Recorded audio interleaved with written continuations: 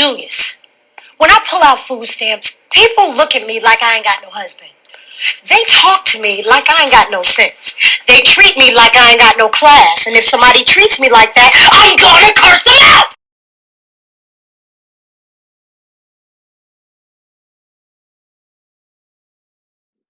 So for my dads out there, she's saying, remember the words of Kendrick Lamar, be humble, Humble. humble yourself. Yes. That's Sure. A lot of times we need to think of our solutions kind of in a twofold, right? So yes, there's work that practitioners have to do, making sure that their spaces are father friendly, making sure that the education is there in terms of making sure that folks know what's available to them.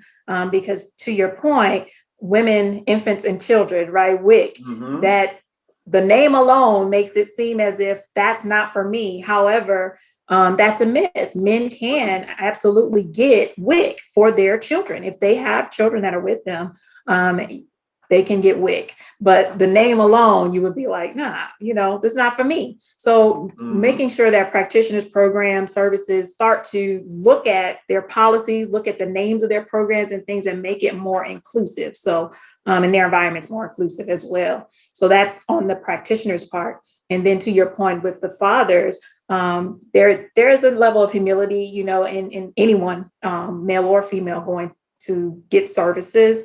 So there's one thing, but just knowing that there are resources available, you may have to stick to it a bit to kind of get to the right person and the right program to get what you need. But there are a wealth of resources that are different programs and things like that are available. You just have to figure out, what's going to work for you, which ones you're eligible for. And there are so many people that are willing to help. So just putting themselves out there, really. Dads just have to put themselves out there and stick with the process till you kind of find the right person to help you with what you need.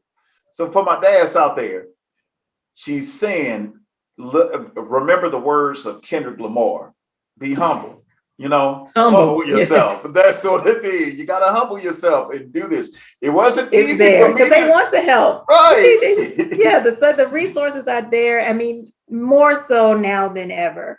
Like I said, some of the names of things may be misleading, and that's work that we have to do, right, as practitioners and in programs. But they are always saying, well, how can we get more dads? How can we engage more dads? We want to get more dads to come, that type of thing. So it's just finding, just reaching out and finding those spaces.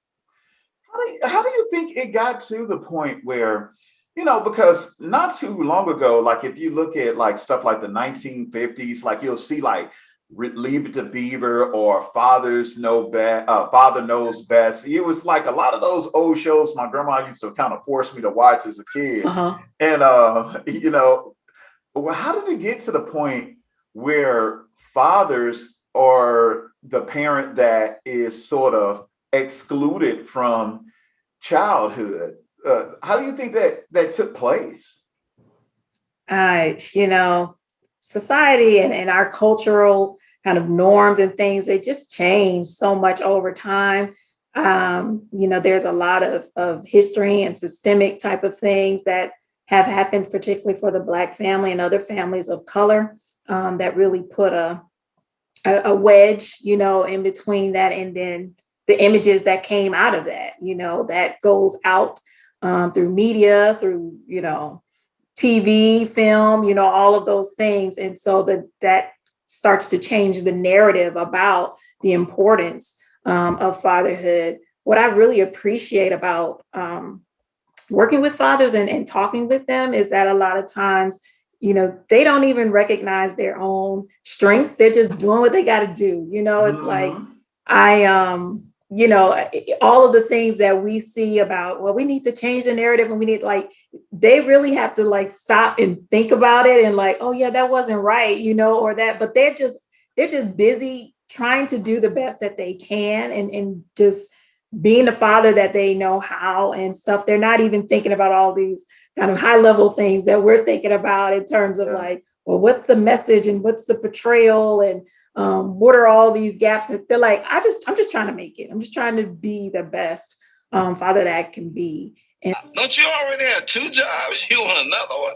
That's like asking Amy Winehouse if she wants another drink. And so that needs to be shared more. And the only way we can kind of start to switch back, I don't know that we need to switch back to fathers know best, Right, exactly. or that, but at least just that fathers are important, and that fathers are playing their roles in the family and with their children and things like in our communities, so there has to be some, real life portrayal, of that in the media and things, just like it was, whenever things messed up, they were quick to throw out all the movies, all the news was, showing all of those things. So let us show some of the, the positive that's happening with our fathers and their families. Because it's all about representation and that sort of thing. And, as you were, as you were speaking, I was thinking, I was like, wow, the images have changed over time. Even if you look for like white dads, like you see images of like The Simpsons or American Dad or,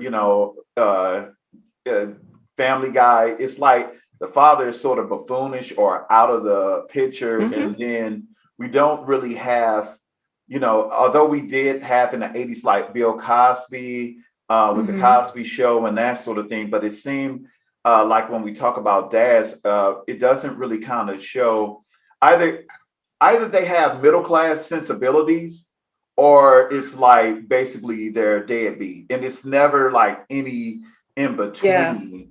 Yeah. And that's something that, through representation that we can change. Oftentimes I'll have people that will write in the comments, well, how is the struggle of dads just any different from white dads or whatever? What would you say is the biggest challenge that fathers of color are facing that maybe people aren't aware of?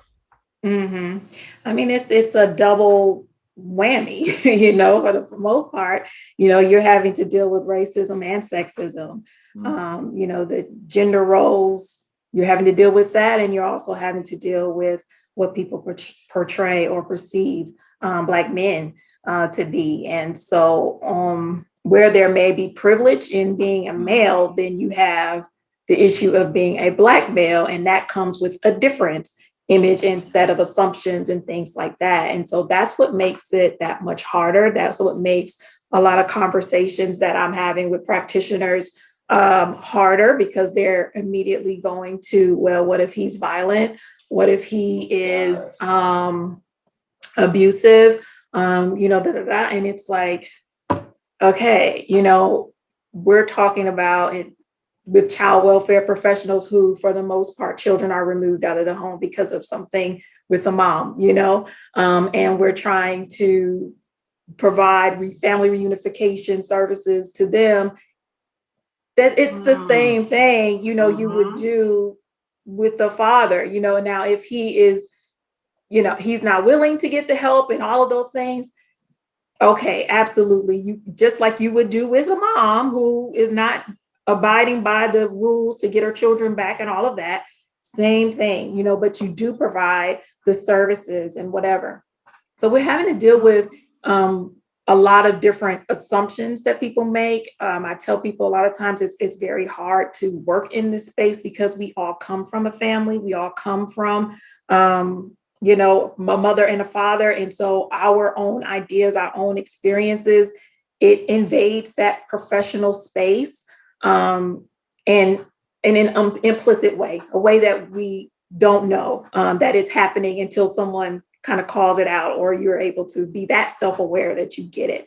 And so there's a lot of different ideas that people have, particularly about African-American fathers, like you said, seeing them as deadbeat or seeing them as, if they're not Cosby, then they're deadbeat, Right. It's like there's it's Black or it's white. It's not, there's no kind of in between or just who they are, meeting them where they are.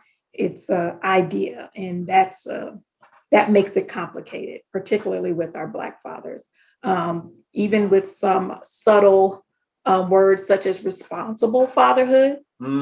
Responsible fatherhood is not a term that we usually associate with white fathers.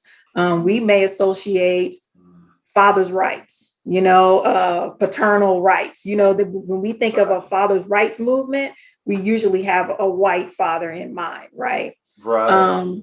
When we think about responsible fatherhood, then it's the low income father of color. That's kind of what, this idea that government or some program needs to make you know how to be a father. And that's one of my pet peeves.